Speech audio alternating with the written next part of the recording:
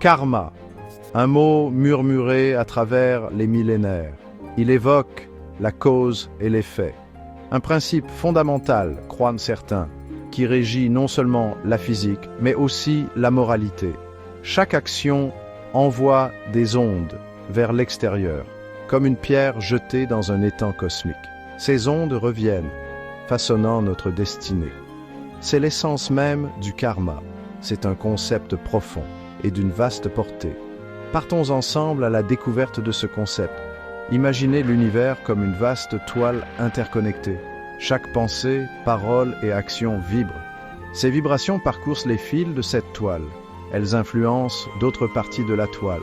Finalement, ces vibrations retournent à leur source. Ce retour n'est ni une punition, ni une récompense. C'est simplement l'univers qui maintient son équilibre. Une loi naturelle comme la gravité, mais opérant sur un plan moral ou spirituel. Voilà la grande idée que nous allons explorer. Et ce concept n'est pas limité à une seule culture. Il apparaît dans de nombreuses philosophies et religions, de l'Orient ancien à la pensée spirituelle moderne. Le karma offre un cadre pour comprendre la souffrance. Il fournit une base pour une vie éthique. Il suggère que nos vies ne sont pas le fruit du hasard. Nos choix ont une signification profonde. Il façonne notre présent et notre avenir. Saisir le karma, c'est saisir une vérité profonde sur nous-mêmes et notre place dans le cosmos. Notre exploration nous mènera à travers l'histoire. Nous examinerons ses racines dans les textes anciens. Nous verrons comment différentes cultures l'ont adapté. Nous approfondirons ses complexités philosophiques et nous considérerons son impact sur le comportement humain. Comment cette idée de justice cosmique nous façonne-t-elle? Comment influence-t-elle nos choix quotidiens? Quelles sont ses implications spirituelles? Ce sont là les questions auxquelles nous chercherons à répondre. Joignez-vous à moi pour percer les mystères du karma. Notre voyage au cœur du karma commence dans l'Inde ancienne. Il y a des milliers d'années, la période védique était florissante. C'est à cette époque que les premières idées spirituelles ont pris racine. Les Védas, textes sacrés, évoquent un ordre cosmique. Cet ordre était appelé Erta. Le Erta représentait la vérité et l'harmonie universelle. Les actions en accord avec le Erta étaient considérées comme bonnes. Celles qui s'y opposaient engendraient un déséquilibre. C'était là un précurseur de la pensée karmique. Les germes du karma y furent semés. Plus tard, les Upanishads ont développé ces idées. Ces textes ont approfondi la métaphysique. Ils ont explicitement introduit le concept de karma. Le karma était lié à l'action ou en sanskrit. Cela signifiait que chaque action a une conséquence. Celle-ci n'était pas seulement physique, mais aussi morale. Les bonnes actions menaient à des résultats agréables. Les actions néfastes menaient à la souffrance. Ce cycle était lié à la réincarnation, ou le voyage de l'âme à travers de nombreuses vies. La compréhension initiale était quelque peu ritualiste. L'accomplissement correct des rites sacrés était crucial. Cela générait un mérite karmique positif. Cela pouvait mener à une meilleure renaissance, peut-être dans un statut social plus élevé, ou même dans un royaume céleste. Inversement, des rituels incorrects ou des actes immoraux entraînaient des conséquences négatives. Une renaissance moins favorable, peut-être en tant qu'animal. Le karma était une force qui façonnait les existences futures. Ce cadre initial était sophistiqué.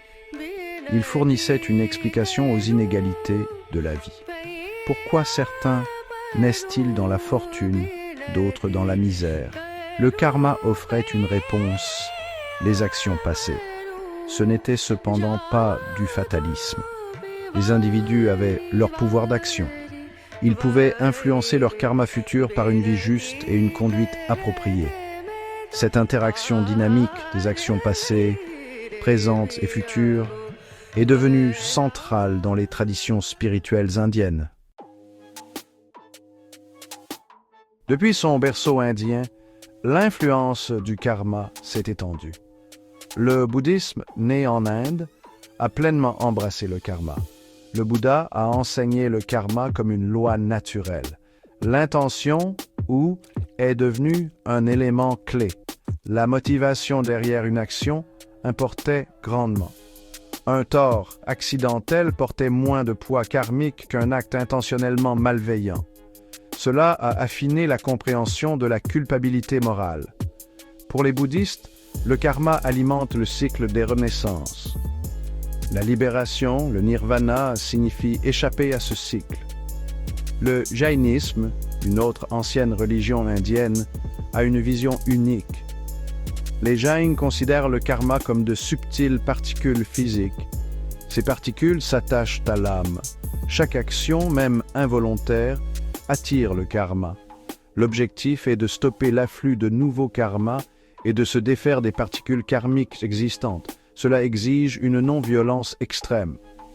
L'ascétisme et une autodiscipline rigoureuse sont essentiels. Le karma jain est un concept plus matériel que dans l'hindouisme ou le bouddhisme. Au-delà de l'Inde, le concept a trouvé un écho. Le taoïsme en Chine parle de s'asseoir avec les conséquences. Les actions créent des ondulations dans le Tao, la voie cosmique. Bien que non identiques au karma indien, des similitudes existent. Les bonnes actions mènent à la bonne fortune et à la longévité. Les mauvaises actions apportent le malheur et une vie écourtée. Il y a un sens de réactivité cosmique à la conduite morale humaine. Cela reflète une intuition humaine universelle concernant la justice et les répercussions des actions. Même dans la pensée occidentale, des échos peuvent être trouvés. Des philosophes grecs anciens comme Platon ont discuté de la réincarnation et du voyage de l'âme influencé par les actes passés. Bien que non qualifié de karma, l'essence y est. L'idée selon laquelle ce qu'un homme aura semé, il le moissonnera aussi, que l'on trouve dans les écritures chrétiennes, partage un sentiment similaire. Elle parle des conséquences de ses propres actions. Bien que le cadre théologique diffère considérablement, le principe sous-jacent de cause à effet moral apparaît dans diverses expressions culturelles. Philosophiquement, le karma soulève des questions fascinantes. Est-ce un système déterministe ou laisse-t-il place au libre arbitre? La plupart des traditions plaident pour un équilibre. Le karma passé crée des tendances et des circonstances. Il façonne les conditions de notre vie actuelle. Mais nous conservons la liberté de choisir nos réponses. Nos actions présentes créent un nouveau karma. Ainsi, nous ne sommes pas simplement les marionnettes du passé. Nous sommes des participants actifs à notre destinée. Une autre question concerne la nature de la justice karmique. Y a-t-il un juge cosmique qui supervise le karma? La plupart des philosophies orientales répondent par la négative. Le karma est une loi impersonnelle et naturelle. Telle la loi de l'aérodynamique pour un avion, elle opère automatiquement et impartialement. Aucune divinité ne distribue récompense ou punition. Les conséquences découlent naturellement des actions elles-mêmes. Cela le distingue des systèmes de jugement divin que l'on trouve dans de nombreuses religions abrahamiques. Les interprétations sur le fonctionnement du karma varient. Certains le voient comme une comptabilité exacte, presque mathématique. Chaque action méticuleusement enregistrée et équilibrée. D'autres le perçoivent de manière plus organique, comme planter des graines dans un jardin. Les bonnes semences, actions, donnent de bons fruits. Les mauvaises semences donnent des fruits de piètre qualité ou nuisibles. La récolte dépend de la qualité des semences plantées et des conditions du sol, notre environnement. Cette analogie met l'accent sur la croissance et la conséquence. Le problème de la souffrance est souvent abordé à travers le karma. Le karma offre une explication à la douleur apparemment imméritée. Elle pourrait être le résultat d'actions de vie antérieures. Cela peut être réconfortant pour certains. Cela fournit une raison à l'adversité. Cependant, ce principe peut aussi être utilisé à mauvais escient pour blâmer les victimes de leur souffrance. C'est une distorsion du principe. Une véritable compréhension encourage la compassion et les efforts pour soulager la souffrance de tous. Section 5. Le compas moral, karma et comportement humain. Le concept de karma influence profondément le comportement humain. Il agit comme un compas moral intrinsèque. Si nous croyons que nos actions ont des conséquences inévitables, des conséquences qui nous affecteront directement, nous sommes plus enclins à considérer nos choix avec soin. La pensée d'une souffrance future auto-infligée peut être un puissant moyen de dissuasion contre les actes nuisibles. Inversement, la promesse de résultats positifs peut encourager un comportement vertueux. La bonté, l'honnêteté et la générosité semblent alors plus gratifiantes. Le karma nourrit un profond sens de la responsabilité personnelle. Nous sommes les architectes de nos propres vies. Notre situation actuelle est, en partie, le résultat de choix passés. Notre avenir sera façonné par nos actions présentes. Cette compréhension autonomise les individus. Elle déplace l'attention du blâme externe vers la responsabilité interne et l'introspection. Si je suis malheureux, quelles actions m'ont mené ici? Quelles actions différentes puis-je entreprendre maintenant? Ce lieu de contrôle interne est significatif. Ce cadre moral s'étend au-delà des actions individuelles. Il influence également l'éthique sociétale. Les communautés qui valorisent les principes karmiques peuvent mettre l'accent sur la non-violence, la véracité et la compassion. Les dirigeants pourraient être tenus à des normes éthiques plus élevées, sachant que leurs actions impactent non seulement eux-mêmes, mais aussi le karma collectif de leur peuple. Cela favorise une perspective à long terme, au-delà de la gratification ou du gain immédiat, en considérant l'héritage karmique des décisions. Cependant, l'influence n'est pas toujours directe. La croyance au karma peut parfois mener à la passivité.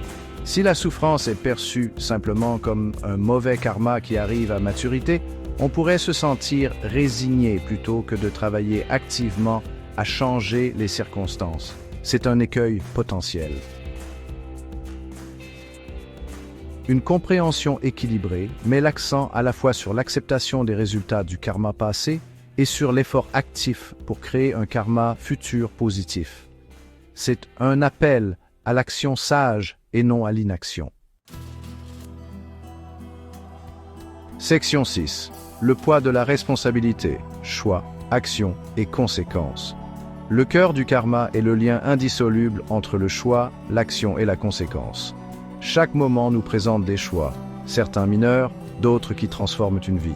Chaque choix mène à une action ou une inaction, et chaque action déclenche une chaîne d'événements. C'est le moteur de l'accumulation karmique. C'est un processus continu et dynamique, non pas un registre statique mis à jour occasionnellement, mais un flux vivant de cause à effet. Considérez la responsabilité que cela place sur nous. Elle est immense. Nos pensées façonnent nos intentions. Nos intentions guident nos paroles et nos actes. Même les actions apparemment insignifiantes contribuent au schéma global de notre karma. Une parole aimable, un moment d'impatience, une main tendue, une décision égoïste, toutes sont des semences plantées dans le champ du temps. Chacune portera éventuellement son propre fruit. Ce poids de la responsabilité n'est pas destiné à écraser, il est destiné à libérer. Si nous sommes responsables de notre souffrance, nous sommes aussi responsables de notre bonheur et de notre potentiel de croissance spirituelle. C'est une prise de conscience responsabilisante. Nous ne sommes pas victimes d'un destin capricieux. Nous sommes co-créateurs de notre expérience. En comprenant le karma, nous acquérons des outils pour façonner consciemment un avenir meilleur. Les implications pour la prise de décisions éthiques sont profondes. Face à un dilemme moral, la perspective karmique nous encourage à demander quelles seront les conséquences de cette action, pas seulement pour moi, mais pour les autres, pas seulement immédiatement, mais à long terme. Cela favorise une vision plus holistique et compatissante. Cela va au-delà du simple respect des règles pour mener à une considération plus profonde de l'impact, cultivant la sagesse et la prévoyance dans nos choix. Section 7. Au-delà de cette vie, karma, renaissance et la quête de libération. Pour de nombreuses traditions, le karma s'étend au-delà d'une seule vie. Il est intimement lié au concept de renaissance ou de réincarnation, également connu sous le nom de samsara. Le bilan karmique n'est pas effacé à la mort. Le karma non résolu, positif ou négatif, est reporté. Il influence les circonstances de la prochaine naissance, le type de corps, l'environnement, les opportunités et les défis auxquels on pourrait être confronté. Ce cycle se poursuit, vie après vie, mu par les désirs, les attachements et l'élan karmique. Le but spirituel ultime dans ces traditions est souvent la libération de ce cycle de renaissance. Cette libération est connue sous divers noms, dans l'hindouisme, dans le bouddhisme, dans le jaïnisme. Elle signifie la fin de la souffrance et la cessation de l'accumulation karmique. Atteindre cet état exige une sagesse profonde et la purification de tout karma négatif. C'est l'aboutissement du chemin spirituel. Comment échapper à la roue du karma? En comprenant ces mécanismes et en cultivant des qualités spécifiques telles que le non-attachement, la sagesse et la compassion. Les actions accomplies sans désir égoïste ni attachement au résultat génèrent moins de karma ou, dans certains enseignements, un karma sans karma. La méditation et les pratiques spirituelles aident à purifier l'esprit, réduisant les tendances négatives qui créent le mauvais karma. Le chemin est celui de la transformation de soi. Le concept d'illumination est central ici. L'illumination, c'est voir la réalité telle qu'elle est vraiment, y compris la nature du karma et du soi. Un être illuminé n'est plus lié par le karma. Il peut continuer à agir dans le monde, mais ses actions sont altruistes et sages. Il ne crée aucun nouveau karma contraignant. Il a transcendé les motivations égoïstes qui alimentent le cycle de la souffrance et de la renaissance. C'est la liberté ultime offerte par ces voies. Section 8. Comptabilité cosmique, analogie et exemples de karma. Pour saisir le karma, les analogies peuvent être utiles. Imaginez le karma comme un boomerang cosmique. Quelle que soit l'énergie que vous envoyez, bonne ou mauvaise, elle vous revient finalement. Si vous le lancez avec force et mauvaise intention, il peut revenir avec un impact similaire. Si vous le relâchez avec bonté et habileté, son retour pourrait être doux. Cela illustre l'idée de retour et l'influence de l'intention et de l'action. Considérez le karma comme un système bancaire universel. Chaque action est un dépôt ou un retrait. Les actions positives sont des dépôts, construisant un bon crédit. Les actions négatives sont des retraits, créant une dette. Ce compte karmique reflète votre solde global. Les circonstances de la vie peuvent être vues comme des intérêts ou des remboursements sur ce solde karmique. Il n'est pas géré par un banquier, mais par une loi inhérente à l'univers, garantissant que tous les comptes sont finalement réglés. Pensez à un jardinier qui plante des graines. C'est une analogie karmique classique. Les graines représentent nos actions, karma. La qualité de la graine détermine la plante. Les bonnes actions, bonnes graines, produisent des fruits bénéfiques, comme le bonheur, la santé ou des conditions favorables. Les actions nuisibles, mauvaises graines, produisent des fruits amers, comme la souffrance, la maladie ou le malheur. La récolte n'est pas immédiate. Il faut du temps pour que les graines germent et mûrissent.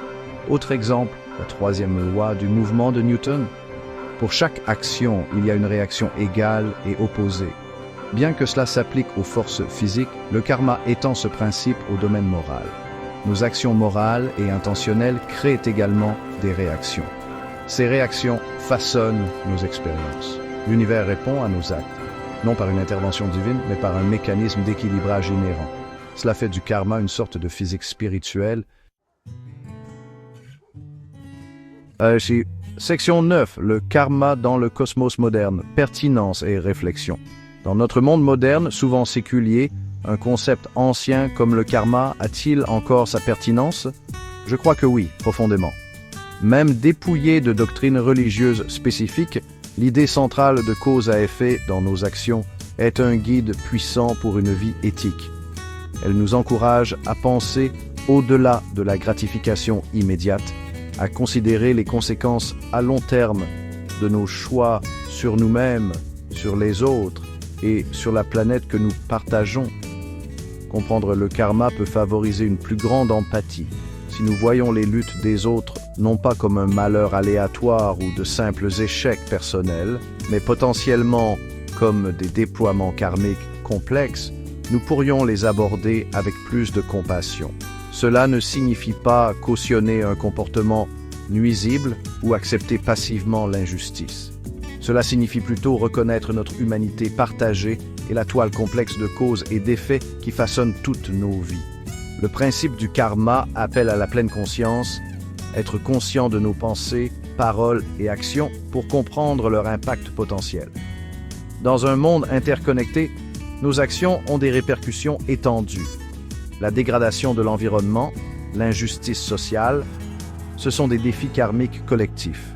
Ils découlent d'innombrables actions individuelles et collectives.